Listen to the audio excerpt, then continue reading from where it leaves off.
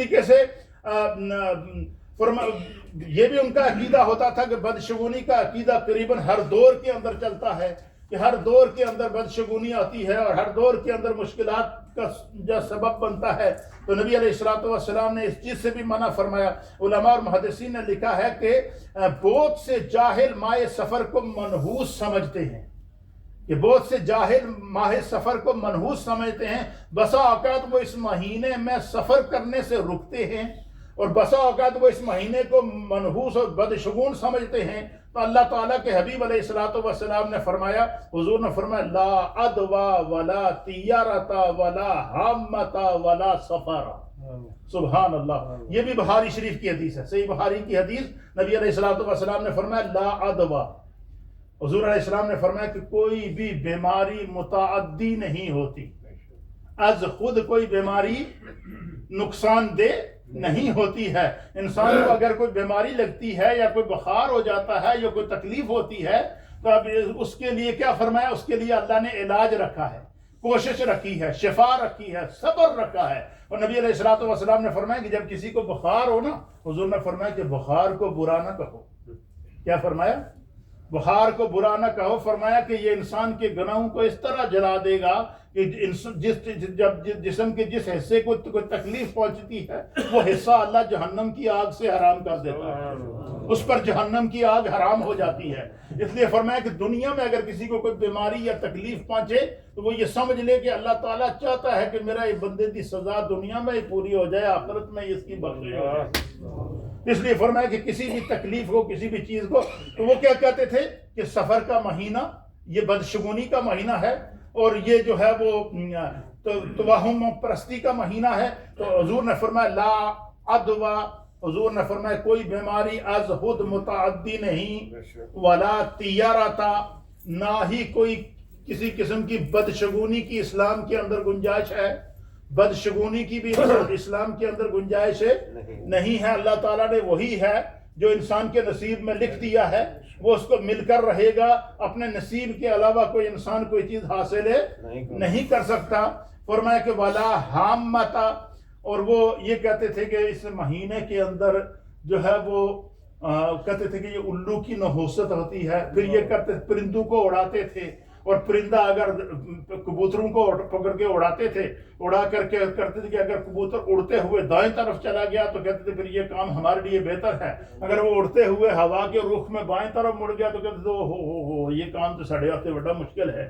تو نبی علیہ الصلوۃ والسلام نے ان کے اس جو ہے وہ جاہلانہ رسم کی تردید کرتے ہوئے حضور علیہ السلام نے فرمایا کہ ولا حامتا، نہ الو کی نحوست یا روح کی پکار، اور نہ ہی سفر کے مہینے کی نحوست، نہ کوئی بیماری از خود جو ہے وہ متعدد ہے۔ اور فرمایا کہ ولا طیارتا، ولا فرمایا کہ ولا طیارتا ولا سفرا، نہ کوئی بدشگونی ہے اور نہ ہی سفر کا مہینہ منحوس ہے۔ لا عدوا ولا طیارتا، نہ کوئی بیماری از خود متعدی ہے اور نہ ہی جو ہے وہ سفر کا مہینہ منحوس ہے، اور نہ ہی جو ہے وہ اس کے اندر جو ہے وہ کوئی الو کی نحوست پائی جاتی ہے۔ سارے مہینے اللہ کی طرف سے پیدا کیے جاتے ہیں۔ اور بڑی مزے کی بات یہ ہے کہ وہ جس مہینے کو منحوس کہتے تھے، اللہ کے حبیب نے اس مہینے فرمایا سفر المظفر، مظفر کہتے ہیں کامیابی۔ حضور نے فرمایا اے مہینہ تے کامیابی دا مہینہ، تسی کہتے ہیں نوست دا مہینہ۔ اور اس مہینے کے اندر اللہ تعالیٰ نے بڑے بڑے اولیاء کاملین کو یہ مہینہ عطا فرمایا ہے۔ اس مہینے میں بڑے بڑے اولیاء کاملین کے ایام آتے ہیں۔ تو فرمایا کہ کوئی مہینہ از خود جو ہے وہ نہیں ہے۔ اس حدیث میں نفی اور نئی دونوں معنی صحیح ہو سکتے ہیں کہ اللہ تعالیٰ نے جو ہے وہ اللہ کے حبیب علیہ الصلوۃ والسلام نے اس مہینے کے اندر کفار کے اندر پائی جانے والی ہر طرح کی جاہلانہ رسوم کا جو ہے وہ اس کو منع کیا ہے۔